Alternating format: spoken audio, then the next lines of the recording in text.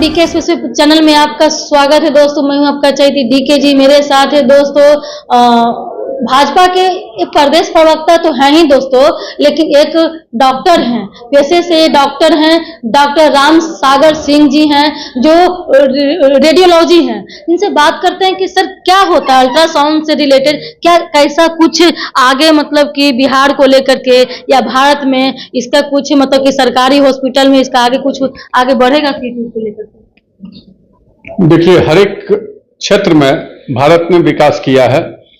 शिक्षा के क्षेत्र में और मेडिकल के क्षेत्र में तो काफी उछाल आया है जब से सरकार बनी है।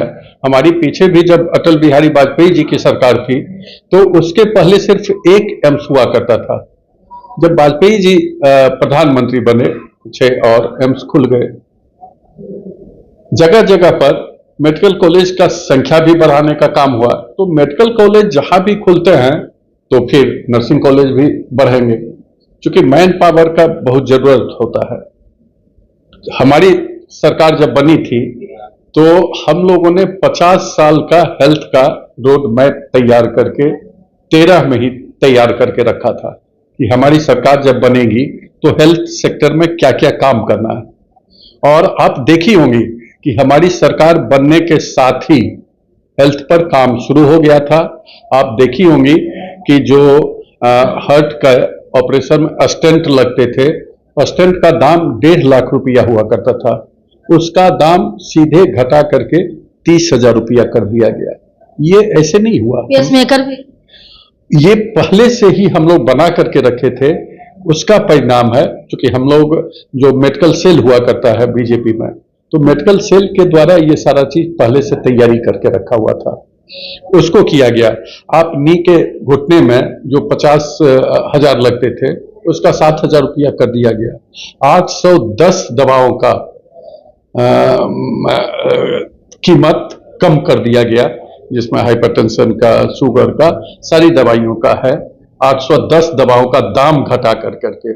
और मैं अपील करूंगा जनता से कि आप जन औषधि केंद्र पर जाकर के दवा खरीदें तो आपको 30 से लेकर के 80% कम कीमत पर वहां दवा मिलेगी और क्वालिटी भी वही रहेगा।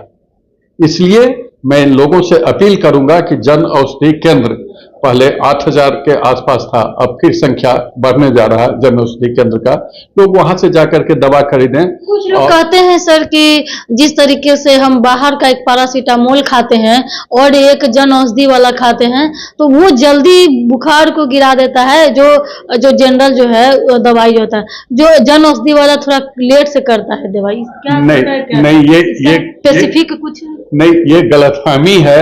और दूसरे दवा के दुकानदार इस तरह का भ्रम फैला रहे होंगे लोगों के बीच।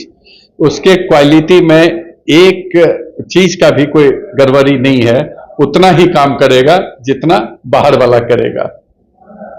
इसलिए ये भ्रम फैला करके लोग इस बिजनेस में जो है वो भ्रम फैला रहे होंगे।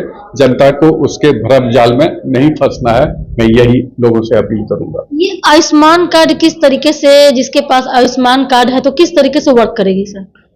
मैं जनता को बताना चाहूंगा कि पहले जिन लोगों का 21 के आर्थिक सर्वेक्षण के आधार पर जो बना था आयुष्मान कार्ड, हमारी सरकार जब इस बार हमारी पार्टी जब घोषणा पत्र बना रही थी तो हमारी सरकार ने ये घोषणा पत्र में शामिल किया कि अब 70 साल से ऊपर जितने हैं, चाहे जिस वर्ग के हों, जिनके पास कोई कार्ड नहीं है, पहले तो वो लाल कार्ड ये इन लोगों का बनने की बात थी।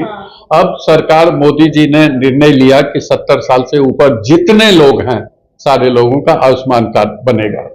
मैं एक बात और आपके चैनल के माध्यम से लोगों को बताना चाहता हूं कि जो लोग छूट गए हैं 2011 के सर्वेक्षण में, जो लोग छूट गए हैं गरीब लोग और उनका नहीं बना है आयुष्मान कार्ड, वो लेबर कार्ड बनवा लें।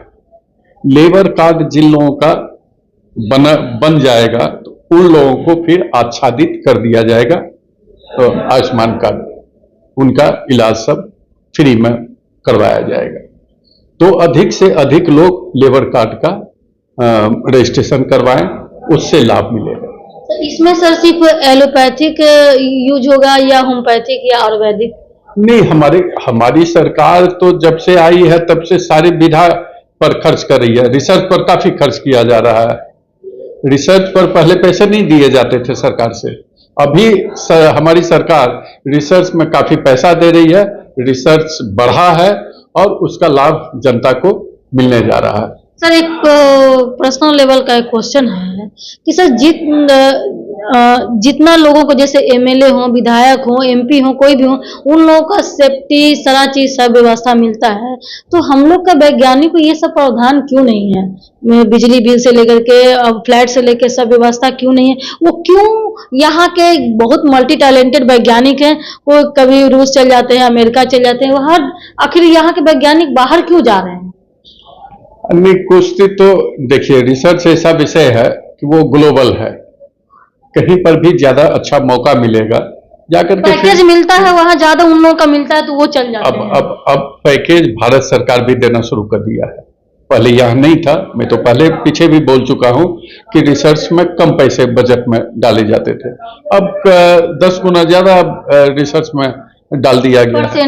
परसेंटेज भी देखे होंगे, पूरा वर्ल्ड का जितना परसेंट एशिया महादेश को लेके है या और जगह सब देखिएगा कि सब जो है भारत का ही अधिकतर वैज्ञानिक जो है सब सर्च में हो, यहाँ से लेके चांद पर हो या सूर्य पर हो, चंद्रयान हो या सूर्यान हो, हर जगह खिला हुआ है। लेकिन इस तरीके से सरकार का जो है प्रोटेक्शन नहीं मिल पाता, जान की भी उनको खतरा रहती है। नहीं, प्रोटेक्शन तो अब देने का है और प्रोटेक्शन दिया जा रहा है वैज्ञानिकों को भी, उनकी भी सुरक्षा का, चूंकि मैं जानता हूं एम्स के में रिसर्च करने वाले लोगों को प्रोटेक्शन का ख्याल रखा जाता है और उनकी सुरक्षा भी सरकार देती है। थ्रेट मिलता है तो सर सीटी स्कैन हो, ये अल्ट्रासाउंड करते हैं या एक्सरे करते हैं, तो क्या उससे जो सीटी स्कैन हो या अल्ट्रासाउंड करते हैं या जो भी हो, इस तरीके से जो एक्स्ट्रा वायलेट जो रे जो निकलती है, तो क्या ये कितनी बार मतलब कि लाइफ में एक्सरे करवाना चाहिए या अल्ट्रासाउंड करवाना चाहिए, या माँ जो गर्भवती रहती है तो अल्ट्रासाउंड करने से क्या बच्चों को इफेक्ट होता है? ये सब तमाम बातों पर थोड़ा बताएं। नहीं, अल्ट्रासाउंड से कोई रेज का नहीं है, रेज नहीं, सीटी में है तो सीटी नहीं करवाया जाता है।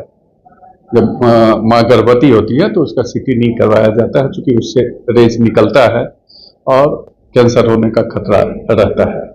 लेकिन अल्ट्रासाउंड में इस तरह का कोई खतरा नहीं है। आप जिंदगी में कितना बार एक्सरे करवा सकते? डिजिटल एक्सरे जो होता है, नहीं, जब जरूरत होगा तब एक्सरे कराएं, बिना जरूरत का तो नहीं। उसमें भी रेज है तो बार बार अननेसेसरी क्यों कोई ये एक्सरे करवाएंगे? जब जरूरत होगा तो एक्सरे, और फ्रैक्शन ऑफ सेकेंड में ही एक्सरे हो जाता है और उसका ख्याल रखा जाता है कि कितना रेज दिया जाए जिससे कि कैंसर नहीं। यानी कि सर उसके लिए जो एक्स्ट्रा रेज जो गुजारती है, जो सीटी स्कैन करते हैं, उसके लिए एक्सपर्ट होना बहुत जरूरी है। हाँ, उसके लिए एक्सपर्ट होना जरूरी है। या आउटसोर्सिंग या कोई भी आकर के कर देगा? नहीं, कोई भी कर देगा तो ऐसा सरकारी अस्पताल में लापरवाही देखा गया है सर। नहीं, वो डायग्नोसिस नहीं कर पाएंगे ना। कोई बाहर के आदमी कहाँ से वो एमबीबीएस करते हैं, फिर एमडी करते हैं, तब जाकर के नॉलेज होता है, तब वो करते हैं तो डायग्नोसिस कर लेंगे। कोई टेक्नीशियन थोड़े कर लेगा, वो डायग्नोसिस नहीं कर पाएगा, डायग्नोसिस गड़बड़ आएगा। ऐसा एक होना चाहिए ना कि बचना चाहिए, एक्सरे से बचना चाहिए, लेकिन कम से कम एक्सरे हो या कम से कम सीटी स्कैन हो। तो एक तरह से एक मनुष्य में कितनी बार इस तरीके से होना चाहिए? नहीं, जब जरूरत होता है तभी एक्सरे डॉक्टर लिखते हैं, बिना जरूरत का नहीं लिखेंगे, क्योंकि डॉक्टर को पता है कि एक्सरे से क्या हानि हो सकता है, इसलिए जरूरत के मुताबिक ही होता है।